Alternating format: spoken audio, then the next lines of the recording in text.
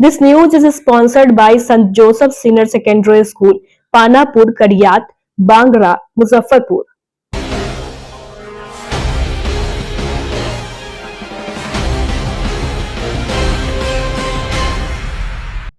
नमस्कार, मैं श्रुति और आप देख रहे हैं डेन न्यूज। खबरों को आगे बढ़ाने से पहले आइए एक नजर डालते हैं उन खबरों पर जो बनी है आज की सुर्खियां।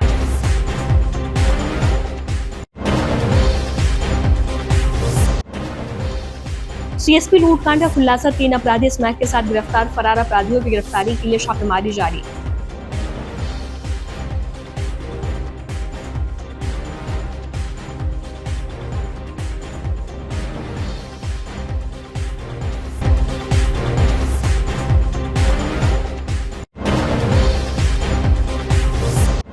डबल इंजन सरकार का एक इंजन अपराध में दूसरा भ्रष्टाचार में लिप्त, मुजफ्फरपुर में तेजस्वी यादव ने कसा तंज।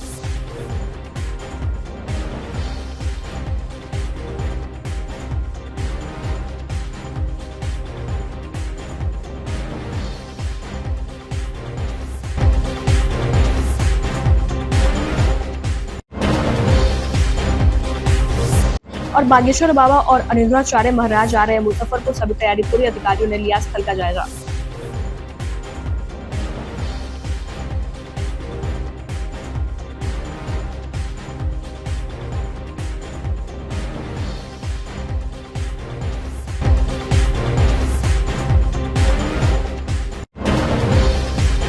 तो ये थी आज की सुर्खियां, अब खबरें विस्तार से। मुजफ्फरपुर पुलिस ने बीते गुरुवार को कर्जा थाना क्षेत्र के चैनपुर विशनपुर स्थित सेंट्रल बैंक के सीएसपी केंद्र से दिन दहाड़े 1,72,000 रुपए की लूट कांड में शामिल 3 बदमाश को गिरफ्तार किया है। घटना में प्रयुक्त 2 बाइक और सीएसपी केंद्र के कर्मी के लूटे मोबाइल फोन और स्मैक के कुछ पैकेट को भी बरामद किया है। पूरे मामले में खुलासा करते हुए ग्रामीण एसपी विद्यासागर ने बताया कि कर्जा थानेदार रामकृष्ण परमहंस को सूचना मिली थी कि एक लाल रंग के पल्सर मोटरसाइकिल पर सवार 2 व्यक्ति मोतीपुर के रास्ते होते हुए बड़का गांव की तरफ आ रहा है एवं अपने पास स्मैक और चोरी की मोटरसाइकिल रखे हैं। सूचना मिलते ही बड़का गांव भूथा पोखर के पास वाहन चेकिंग के क्रम में घेराबंदी कर बाइक सवार बदमाश मोतीपुर के राजा बाबू कुमार और अंकित कुमार को चोरी की बाइक और 11.850 ग्राम स्मैक के साथ गिरफ्तार कर लिया गया। इनकी निशानदेही पर एक और बदमाश झामलाल को भी पुलिस ने गिरफ्तार कर लिया है। पूछताछ के दौरान उन्होंने सेंट्रल बैंक के सीएसपी केंद्र में हुई फायरिंग के दौरान लूट कांड की घटना में अपनी संलिप्तता स्वीकार की है। इस लूट कांड में प्रयुक्त लाल रंग की चोरी की पल्सर बाइक को पुलिस ने बरामद कर लिया है। वही गिरफ्तार अंकित इस कांड में राइडर बाइक से सीएसपी केंद्र पर बाहर से रेकी कर रहा था। फिलहाल राइडर बाइक को अंकित के घर से बरामद कर लिया गया है। कर्मी से लूटी गई मोबाइल को बदमाशों ने मोतीपुर के भवानी मोबाइल के दुकानदार के हाथों बेच दिया था। यह दुकानदार चोरी और लूट के सामान को खरीदता है। पुलिस ने दुकानदार को भी गिरफ्तार कर लिया है। इस लूट कांड में 3 बदमाश अभी फरार चल रहे हैं, जिसकी गिरफ्तारी के लिए पुलिस छापेमारी कर रही है। घटना है 17/5/25 की गोपनीय सूचना मिली कर्जा थानेदार को कि वो उसके यहाँ से कोई चोरी का मोटरसाइकिल और उसी पर स्मैक बेच रहा है। बड़का गाँव के आसपास के जो चौक है उस वहाँ पर वो स्मैक बेच रहा है। तो इस गोपनीय सूचना के आधार पर पुलिस के संज्ञान में आते ही वरीय पुलिस अधीक्षक महोदय के निर्देशन में त्वरित गति से एक टीम का गठन हुआ, जिसमें कि एसडीपीओ सरैया थे और कर्जा थानाध्यक्ष थे और भी उनके साथ पानापुर करिया थानाध्यक्ष, सब लोगों ने मिल करके वाहन चेकिंग प्रारंभ किया। वाहन चेकिंग एक जो भूतहा पोखर है बड़का गाँव से 3-4 किलोमीटर की दूरी पे, वहाँ पे वाहन चेकिंग के क्रम में 2 लड़के राजा बाबू और झामलाल पेशर रविंदर पटेल जो पहाड़ चौक मोतीपुर का है, और दूसरा अंकित कुमार जो कि आधार कार्ड देखने से नाबालिग है, ये दोनों वहाँ पर भूतहा पोखर के पास मिले और दोनों ही मोतीपुर के रहने वाले हैं। तो इनसे जब पूछताछ होने लगी तो पूछताछ के क्रम में इन्होंने बताया कि ये मोटरसाइकिल जो लाल पल्सर मोटरसाइकिल है, इसी मोटरसाइकिल से कर्जा के बिशनपुर चौक पे जो सीएसपी से 1,70,000 रुपये की लूट हुई थी, उसमें इस मोबाइल और जो पल्सर मोटरसाइकिल है, वही पल्सर मोटरसाइकिल है जो आप लोग पकड़े हैं। फिर हम लोगों ने पूछा कि भाई कौन कौन था। उसी क्रम में वहाँ से सीएसपी का एक मोबाइल भी लूटा गया था। सीएसपी जो वहाँ चलाते थे उनका मोबाइल लूटा गया था। उसके बारे में पूछताछ की गई। उनके द्वारा बताया गया कि ये मोबाइल हम सब मिलके, यानी कि इसमें जितने भी लोग शामिल थे, ये लोग एक राजा बाबू की दुकान है, भवानी मोबाइल दुकान, शशि चौक, मोतीपुर, तो वहाँ पे ये लोग बेचे हैं। और बाद में पता चला कि वो और भी लूट का सामान, वो जो भवानी मोबाइल दुकान है बहुत सारे लूट का मोबाइल ख़रीदता है, लूट का सामान भी ख़रीदता है, तो उनको भी गिरफ़्तार किया गया है। और हम लोग एक बहुत अच्छा शुभ समाचार है कि जो करजा में सीएसपी लूट हुई थी उसके जितने भी इसमें लुटेरे शामिल थे, इसमें एक और भी मोटरसाइकिल बरामद हुई है जिससे कि सीएसपी का रेकी किया गया था। और रेकी करने वाले में से एक अंकित है, वो उसको भी हम लोगों ने पकड़ा है। तो सीएसपी लूट कांड का उद्भेदन हो गया है। और वरीय पुलिस अधीक्षक महोदय के निर्देशन में जो वाहन चेकिंग और वायरलेस पे चारों तरफ हम लोगों ने सूचना दी थी, उसी के आलोक में ये इस कांड का उद्भेदन हो सका है। और बाकी जो 3 और लड़के हैं जो इस लूट में थे, उनका नाम बताना आवश्यक नहीं है, उनके बारे में ही पता चल गया है। और बहुत जल्द उनको भी हम लोग गिरफ्तार करके माननीय न्यायालय के समक्ष उन लोगों को रखेंगे और माननीय न्यायालय के आदेश पर अग्रतर कार्रवाई करेंगे। सर क्या क्या बरामद हुआ है सर इनके पास? इनके पास से एक जो सीएसपी लूट में जो मोटरसाइकिल, लाल पल्सर रंग की मोटरसाइकिल थी, तो वो उसको बरामद किया गया है। सीएसपी जो मालिक था उससे जो मोबाइल लूटा गया था उसको बरामद किया गया है।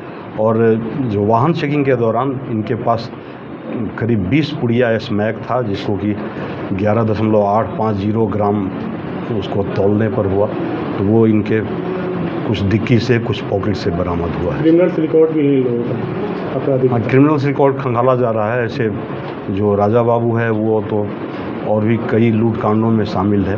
अंकित कुमार अभी आधार कार्ड से उसकी उम्र 16 वर्ष है, इसलिए उसको हम लोग माननीय न्यायालय के समक्ष रखेंगे और उन्हीं के माननीय न्यायालय के ही निर्देशानुसार आगे की कार्रवाई करेंगे। राशि वगैरह सब लूटा गया था कुछ बरामद? राशि अभी बरामद नहीं हुआ है। इन लोगों का कुछ गिरोह वगैरह भी है सर, कैसे ऑपरेट करता था? इन लोगों का गिरोह है एक, जिसमें कि मोतीपुर के लड़के हैं, कुछ कथैया के लड़के हैं, और गिरोह को संचालित करने में, और ये तो नया लड़का है अंकित कुमार और राजा बाबू दोनों।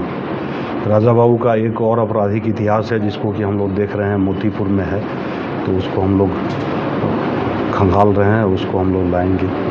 मुजफ्फरपुर के कुढ़नी थाने की पुलिस ने बलिया ओवरब्रिज से पिकअप पर लोड शराब को जब्त किया है। पुलिस को मुखबिर के द्वारा सूचना मिली थी कि बलिया ओवरब्रिज के रास्ते शराब लाई जा रही है। इस सूचना पर पुलिस ने सड़क पर घेराबंदी कर वाहन पर लोड शराब के साथ चालक को धर दबोचा है। जब्त शराब को लेकर पुलिस चालक से पूछताछ कर रही है। प्रभारी थाना अध्यक्ष विनय कुमार ने बताया कि चालक पर प्राथमिकी दर्ज कर आगे कार्रवाई की जाएगी, जल्द गिरफ्तारी की जाएगी। गुप्त सूचना मिली थी कि हाजीपुर से हाजीपुर से जो है मुजफ्फरपुर की तरफ एक संदिग्ध गाड़ी जा रही है, इसमें होने की शंका है। इसके आधार पर हम लोग वहाँ पहुँचे, छानबीन किए, सर्वे करने के बाद में ड्राइवर भाड़े पूछ के और जो है हम लोग वहाँ से जब करके फिर गाड़ी को थाने लाए। थाने पर लाकर जबरीन कार्रवाई जा रही है। कितनी लीटर शराब? इसमें लगभग शराब जो है 774 लीटर के आसपास में। सारे विदेशी शराब है? शराब विदेशी शराब है। सर सूचना मिल रहा है कि चालक जो था वो भागने का ये प्रयास किया गया था, उसको पकड़ लिया गया। वाहन कहाँ की है? वाहन कहाँ की है? उस सबकी जो है अनुसंधान जारी है, उसका अनुसंधान करने के बाद में क्लियर हो जाएगा। बिहार के नेता प्रतिपक्ष तेजस्वी यादव ने राज्य की कानून व्यवस्था और सरकार की कार्यशैली पर तीखा हमला बोला है।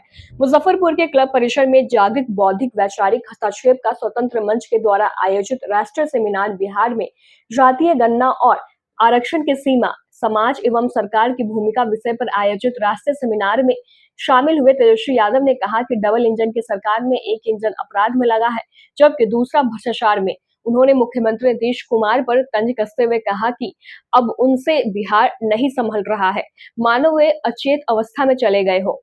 तेजस्वी यादव ने कहा कि बिहार में अपराध का ग्राफ लगातार ऊपर जा रहा है। राज्य में ऐसा कोई दिन नहीं जाता जब हत्या, लूट बलात्कार या डकैती की घटना नहीं घटती हो। खासकर मुजफ्फरपुर अपराध का केंद्र बन चुका है और सरकार तमाशाबीन बनी हुई है। उन्होंने आगे कहा कि बिहार में डबल इंजन की सरकार सिर्फ मलाई खाने में लगी हुई है। एक इंजन अपराध को बढ़ावा दे रहा है तो दूसरा भ्रष्टाचार में डूबा हुआ है। इन लोगों से अब बिहार नहीं चल रहा है, फिर भी कुर्सी छोड़ने को तैयार नहीं है। बलात्कार, हिंसा ना होता, बैंक रॉबरी ना होती, ज्वेलरी शॉप को चुरा लिया जाता है, तो अपराधी बेलगाम है। अपराधी खुलेआम अपराध कर रहे हैं। इतना अपराध बढ़ गया है कि पुलिस का ही एनकाउंटर कर दे रहे हैं। कई जगह हम लोगों ने देखा है इस बात को। मुख्यमंत्री जी अचेत अवस्था में है, उनको कोई खबर किसी चीज की नहीं रहती है। इसलिए ये डबल इंजन की सरकार जो है, इनका एक इंजन अपराध में है, दूसरा इंजन जो है भ्रष्टाचार में लगा हुआ है। मुजफ्फरपुर में सवाल आया कि प्रभारी मंत्री विजय सिन्हा डिप्टी सेंट्रल भी आए थे मुजफ्फरपुर में। मुस्लिम समाज के जो है उनको मर्डर हो गया, उनके आने का एक दो है उनके और कहीं ना कहीं अपराध लगातार जो है मुजफ्फरपुर में जो है बढ़ ही रहा है और हम सब लोगों ने इसको देखा है। हम लोगों को भी समाचार के माध्यम से ये सूचना मिलती रहती है इस जिले के बारे में। कोई सरकार या पुलिस जो है जिस हिसाब से काम करना चाहिए वो काम कहाँ कर रहा है। आज पुलिस का खौफ नहीं रह गया अपराधियों के मन में। पुलिस का खौफ इसलिए नहीं रह गया है अपराधियों के मन में क्योंकि उनसे कोई सवाल पूछने वाला सरकार में सब अचेत अवस्था में, सब मलाई खाने में व्यस्त है, सब भ्रष्टाचार करने में व्यस्त है।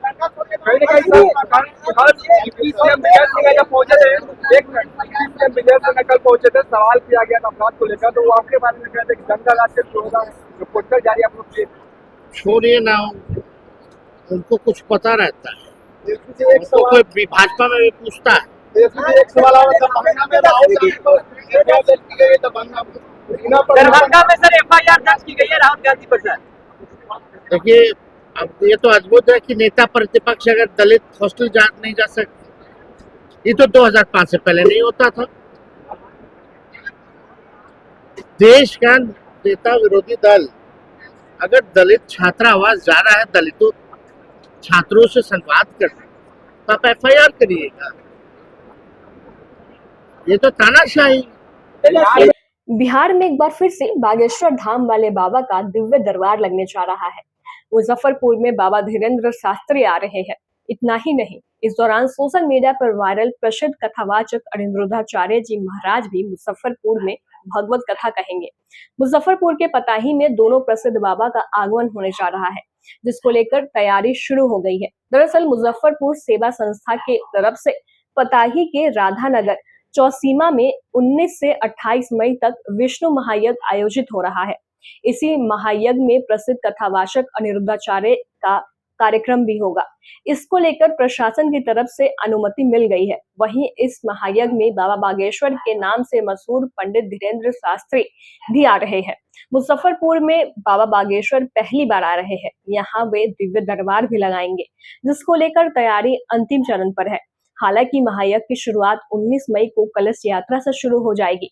बाबा धीरेन्द्र शास्त्री 20 मई को आएंगे। 21 मई को संध्या 5 बजे से कथा का आयोजन होगा। समय नहीं होने की वजह से बाबा धीरेन्द्र शास्त्री का एक ही दिन कथा होगा। वहीं 22 से 27 मई तक प्रसिद्ध कथावाचक अनिरुद्धाचार्य जी महाराज का कथा का आयोजन किया जाएगा। हालांकि दोनों कथावाचक को सुनने को लेकर लाखों श्रद्धालुओं की पहुंचने की संभावना है, जिसको लेकर मुजफ्फरपुर सेवा संस्थान के द्वारा 700 फीट लंबा और 200 फीट चौड़ा पंडाल का निर्माण किया जा रहा है, जिसमें श्रद्धालु की बैठने की सारी व्यवस्था की गई है। बड़े बड़े एयर कूलर लगाए जा रहे हैं। वहीं भंडारे के लिए अलग से पंडाल का निर्माण करवाया गया है। बाहर से आ रहे श्रद्धालुओं के लिए भी व्यवस्था की जा रही है। कथा स्थल से पार्किंग की व्यवस्था अलग की गई है, ताकि श्रद्धालुओं को आने जाने में परेशानी का सामना न करना पड़े। वहीं इतने बड़े आयोजन को लेकर जिला प्रशासन ने सारी तैयारी का जायजा लिया। रविवार को एसडीएम पूर्वी Amit Kumar, city SP Vishwajeet Dayal, traffic DSP Nilav Krishna और अग्निशमन की टीम कथास्थल का जायजा लिया। सुरक्षा की दृष्टि से पंडाल में कई परिवर्तन भी किए गए। एसडीओ पूर्वी अमित कुमार ने बताया कि कथास्थल का निरीक्षण किया जा रहा है, कोई कमियां दिख रही है तो उसका निदान भी किया जा रहा है ताकि कथा सुनने वालों को किसी भी तरीके का कोई भी परेशानी ना हो।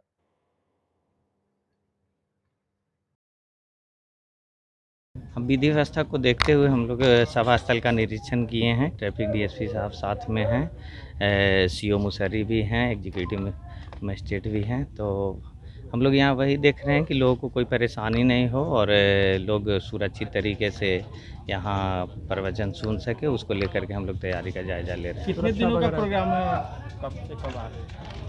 बाबा बागेश्वर जी का 1 दिन का प्रोग्राम है और अनिरुद्धाचार्य जी का 5 दिन का प्रोग्राम यहाँ पे है। सुरक्षा का किस तरीके से यहाँ पे? सुरक्षा को लेकर के सारी तैयारियां हो रही है। ट्रैफिक को लेकर के क्या रहेगा, पार्किंग का क्या है, गर्मी का सीज़न है तो उसको लेकर के भी हम लोग, फायर को लेकर के भी सारी तैयारी कर रहे हैं। लोगों को किसी तरह की असुविधा नहीं हो तो पीने का और शौचालय सब सभी को लेकर के तैयारी की जा रही है। सर, बाबा बागेश्वर महाराज में भीड़ काफ़ी रहती है, आसपास के जिलों से भी श्रद्धालु लोग आते हैं, तो उस तरह की तैयारी नहीं, हम लोग उसी को लेकर के तैयारी कर रहे हैं कि किसी तरह की कोई भी अप्रिय घटना। देख रहे हैं पंडाल जो बन रहा है, इस पंडाल में सिर्फ 2 लाख आदमी का बैठने का व्यवस्था है। 700 फीट लंबा है और लगभग 200 फीट चौड़ाई है इस पंडाल का, ठीक है ना, जो देख रहे हैं अभी, जिसमें आप बैठ के प्रेस कॉन्फ्रेंस कर रहे हैं। बाकी जिस ग्राउंड में कथा होगा उस ग्राउंड में कोई भी दूसरा चीज़ नहीं रहेगा, जैसे दुकान होता है, मेला है, उस सबको रोड के उस साइड हम लोग कर दिए हैं। इधर कोई कुछ भी नहीं रहेगा, ग्राउंड पूरा खाली रहेगा।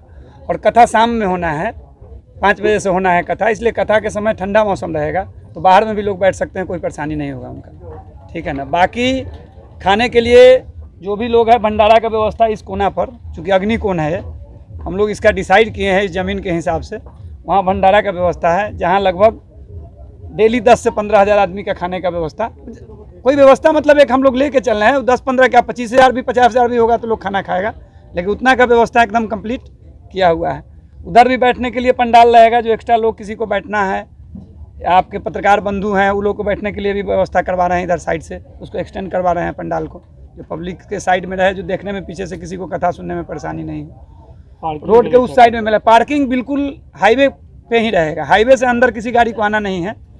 जैसे बाबा का गाड़ी है या कुछ वीआईपी गाड़ी है, प्रशासनिक गाड़ी है, तो वो अंदर आ सकता है। बाकी वो स्कूल के बगल में एक पार्किंग है, रोड के उस पट्टी एक बाउंड्री, वहाँ भी पार्किंग है। इधर से आने वाले लोग जो है मोतिहारी साइड से, मतलब पताही साइड से, उधर ही रुक जाएंगे, और इधर मधौल समदयालु साइड से आने वाले उधर ही रुक जाएंगे। कितने दिनों तक चलेगी ये कथा और कौन कौन से बाबा? से कल 19 तारीख को जग का स्टार्ट होगा, कल कलश है, कलश निकलेगा, कलश यात्रा निकलेगा, कल जग स्टार्ट हो जाएगा। 27 को शाम में जग का पुर्णाहुति होगा और 27 तक कथा भी है। बागेश्वर बाबा 20 तारीख को आएंगे यहाँ, 20 तारीख को उनका कथा होगा।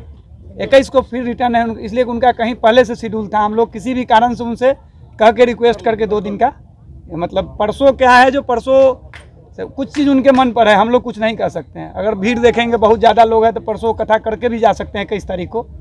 ऐसे उनका शेड्यूल है, जो 20 को आएंगे दरभंगा, अभी प्रोटोकॉल भी आ गया है जो चल रहा है। दरभंगा आएंगे 2 बजे, दरभंगा से हम लोग रिसीव करके लाएंगे उनको। माधव पैलेस में रहने का व्यवस्था हम लोग किए हैं, सर्किट हाउस के बगल में। वहाँ से फिर कथा मंच पर आएंगे, कथा कहेंगे, तो 5 बजे से कथा स्टार्ट हो जाएगा। अनिरुद्धाचार्य भी आ गए? हाँ, उनका 23 तारीख से लेकर 27 तारीख तक कथा है, 5 दिन का कथा है उनका। वक्त हो चला है एक छोटे से ब्रेक का। ब्रेक के बाद तुरंत हाजिर होते हैं, तब तक के लिए बने रहिए हमारे साथ और देखते रहिए Den News. Saint Joseph senior secondary school, Panapur, Kariyat, Bangra, Muzaffarpur, affiliated to CBSE 10+2. Co-education. The school maintains a very efficient team of teachers equipped with physics, chemistry, biology, maths and computer lab. Career-oriented classes through counseling from Standard 6. Skill development through yoga, dance and music. Route-wise vehicle facilities available. Separate hostel facilities for boys and girls. School is always ahead in participating cultural, literacy and other similar activities both at city and state level. Our result in boards IIT, PMT show our effort. Registration for admission is going on. Registration forms available on Lenin Chalk and John Chhapra also. Break के बाद एक बार फिर से आपका स्वागत है। तो लिए बढ़े चलते हैं आपको अगली खबरों की ओर। ऑटो एवं ई रिक्शा कर्मचारी संघ ने रविवार को अपने प्रधान कार्यालय में आयोजित एक प्रेस कॉन्फ्रेंस में एक सकारात्मक और रचनात्मक कदम की घोषणा की। संघ के अध्यक्ष AR अनु और महासचिव मोहम्मद इलियास इलू ने प्रेस के समक्ष बताया कि केंद्र और राज्य सरकार के साथ सार्थक वार्ता के बाद 20 मई को प्रस्तावित राष्ट्रव्यापी हड़ताल को 9 जून तक स्थगित करने का निर्णय लिया गया है। यह कदम सरकार द्वारा श्रमिकों की मांगों पर गंभीरता से विचार करने के आश्वासन के बाद उठाया गया है। प्रेस कॉन्फ्रेंस में यह उजागर किया गया कि सरकार ने 4 श्रम कानूनों को अगले आदेश तक निलंबित करने और परिवहन क्षेत्र से जुड़ी मांगों पर विचार करने का वादा किया है। यह कदम न केवल श्रमिकों के हित में है बल्कि आम जनता के लिए भी सुविधाजनक साबित होगा।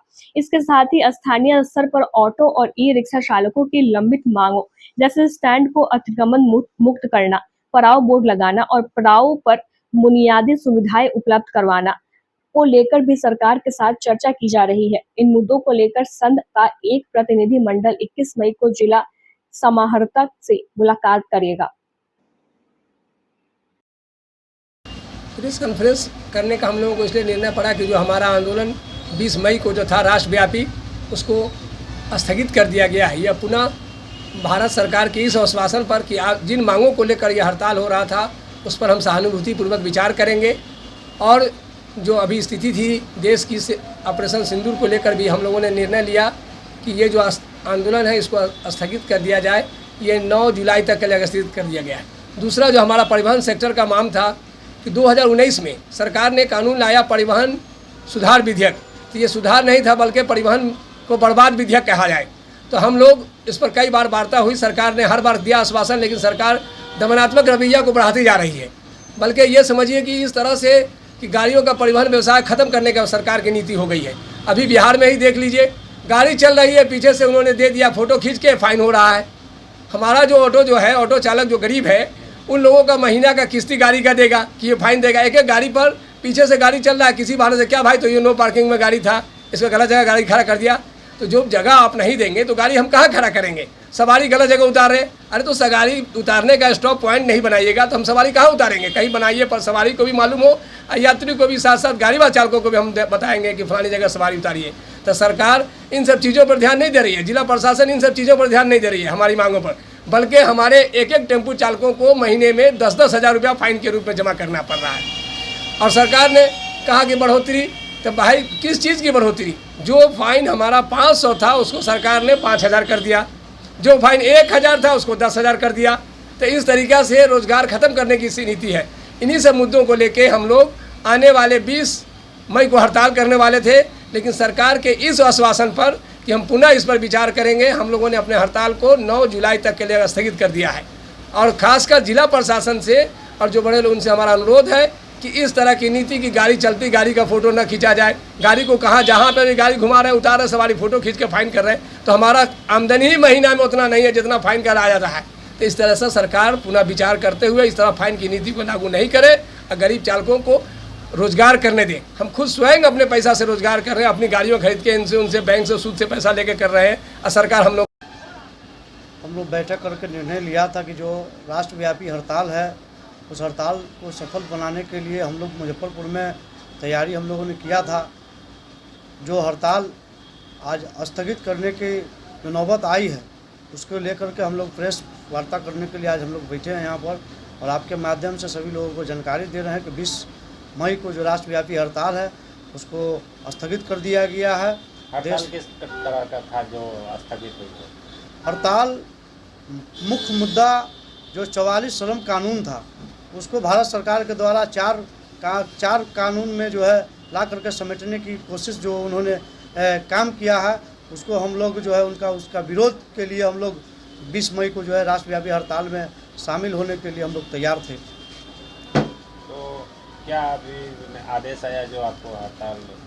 अभी हमारे राष्ट्रीय लीडर से जो वार्ता हुई है उस वार्ता में जो है जो देश में जो युद्ध का माहौल है उसको देखते हुए और भारत सरकार के जो प्रतिनिधि है उनसे जो वार्ता हुई, आश्वासन मिला कि हम इस पर पुनः विचार करेंगे, उसको लेकर के जो है राष्ट्रीय नेता हमारे जो है इस आंदोलन को जो है 9 जुलाई तक स्थगित किए हैं। अगर हम लोग की बातों को अनदेखा करने की कोशिश होगी तो 9 जुलाई के बाद फिर हम लोग जो है आंदोलन को तेज करेंगे और राष्ट्रव्यापी हड़ताल को जो है हम लोग सफल बनाने का काम करेंगे। रविवार को बालाजी परिवार की ओर से एक कमेटी के द्वारा आने वाले सावन को लेकर कोषाध्यक्ष राजकुमार राजपाल के आवास पर एक अहम बैठक आयोजित किया गया, जिसमें विगत वर्ष किए गए कार्यों की समीक्षा की गई और आय व्यय का हिसाब दिया गया। साथ ही प्रस्ताव लाया गया कि इस बार सावन में बालाजी परिवार अहम भूमिका में अपना योगदान करेगी। इसके लिए एक कार्यकारिणी की बैठक कर निर्णय लिया जाएगा। परिवार के अध्यक्ष अमरेंद्र कुमार अमर ने कहा कि अगले रविवार को कार्यकारिणी की बैठक आयोजित की जाएगी, जिसमें आने वाले सावन में कैसे बेहतर सेवा दिया जाए इस पर चर्चा की जाएगी। वहीं परिवार के मंत्री अभिषेक ने प्रशासन से मांग किया कि सावन को देखते हुए जिला प्रशासन जल्द से जल्द एक बैठक सभी सेवा दल एवं बाबा गरीबनाथ जी के नगरी में सभी शिविर संचालक के साथ करे। मौके पर महासचिव अशोक अंदाज, कौशल किशोर, विकास श्रीवास्तव, सचिव संकेत सराफ, प्रकाश श्रीवास्तव मौजूद रहे। जय श्री बालाजी।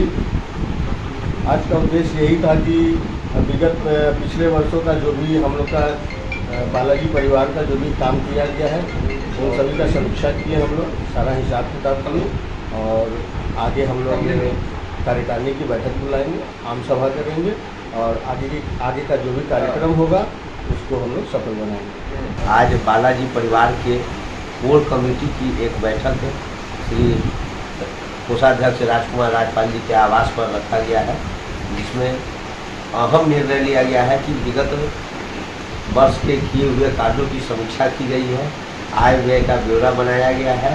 साथ में ये प्रस्ताव लिया गया है कि इस बार के सावन में बालाजी परिवार अहम भूमिका में शहर में अपना कार्यों को करेगी।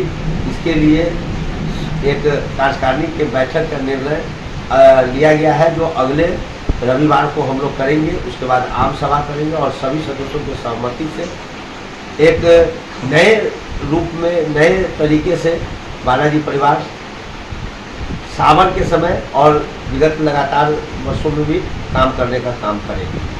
आने वाले सावन में क्या आपके संस्था की भूमिका रहेगी इस सावन में?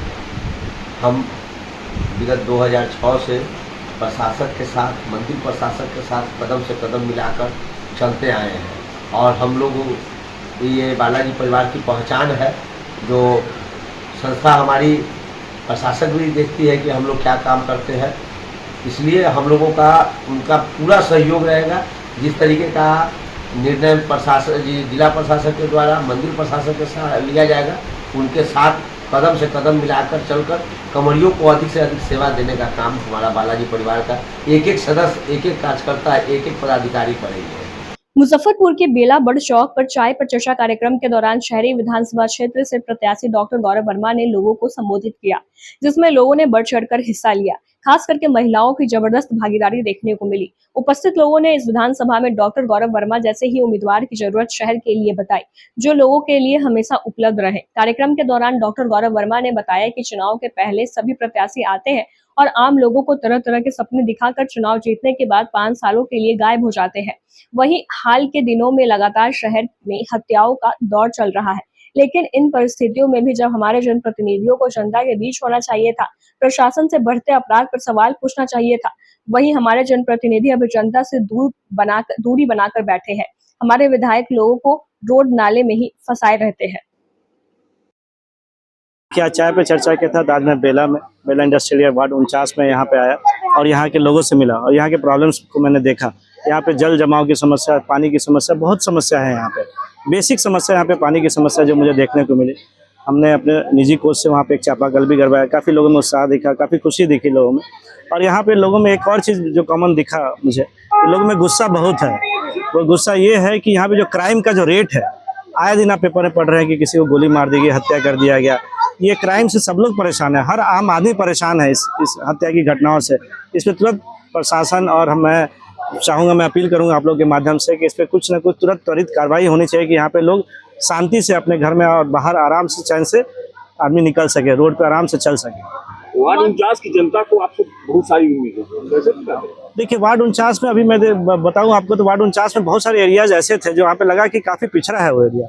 जल जमाव के बेसिक मैं जब घूम रहा था वहाँ पे तो मैंने देखा एक चाची आई बताई कि काफ़ी सालों से यहाँ पे पानी का ही अभी तक कोई सुविधा नहीं उपलब्ध हो पाया। बहुत दूर से जाती है बेचारी, पानी लेके आती हैं तब अपना दैनिक कार्य करती हैं। ये बहुत बड़ी बात है कि आज़ादी के इतने सालों बाद भी आप पानी की समस्या से जूझ रहे हैं। बिहार में मुजफ्फरपुर में पानी की कोई कमी नहीं है, फिर भी पानी की समस्या क्यों हो रही है?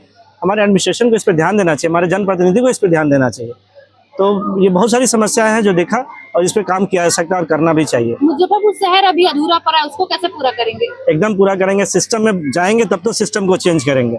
तो सिस्टम में घुसने की पूरी तैयारी है और जनता का आशीर्वाद और सब लोग आशीर्वाद और समर्थन मिल रहा है मुझे। शनिवार को मुजफ्फरपुर के कुन्हनी ब्लॉक के मोहम्मदपुर मोबड़क गांव में MPL season 3 night shot boundary cricket match में मुकाबले में रॉकी 11 बंगरा ने कटरा 11 धन्ना को 20 रन से हराकर कप अपने नाम कर लिया। इस मैच में मुख्य अतिथि के रूप में पूर्व मंत्री सुरेश कुमार, मनियारी थानेदार देवव्रत कुमार, मुखिया प्रमोद शाह, बंगरा के पूर्व मुखिया अली इरफान उर्फ अफरोज, सुस्त नगर पंचायत के मुख्य पार्षद सैफ अली, दरोगा राजबल्लभ प्रसाद, वार्ड सदस्य रफी आलम उर्फ मुन्ना सहित कई गणमान्य लोग मौजूद रहे। यह टूर्नामेंट MPL 3 सीजन के नाम से उड़न्नी प्रखंड अंतर्गत मोहम्मदपुर मुबारक पंचायत में कराया गया है, जो कि इबू एंड अनाकुलत कुबाब भाई के द्वारा आयोजित किया गया था। इसमें मुख्य अतिथि के तौर पर माननीय मंत्री सुरेश शर्मा जी, मोहम्मदपुर मुबारक पंचायत के मुखिया प्रमोद शाह, सैफ अली भाई जो कि अध्यक्ष हैं, ये लोग सारे लोग आए और टूर्नामेंट को सफल करवाए। तो टूर्नामेंट को सफल कराने में पूरे मोहम्मदपुर मुबारक पंचायत के सभी लोगों ने सहयोग किया और टूर्नामेंट सफल हुआ। यह टूर्नामेंट बंगरा के रॉकी 11 ने धन्ना 11 को 20 रनों से हराकर ट्रॉफी अपने नाम किया। आज की खबरों में बस इतना ही। कल फिर मिलेंगे कुछ नई खबरों के साथ, तब तक के लिए हमें दीजिए इजाजत। नमस्कार।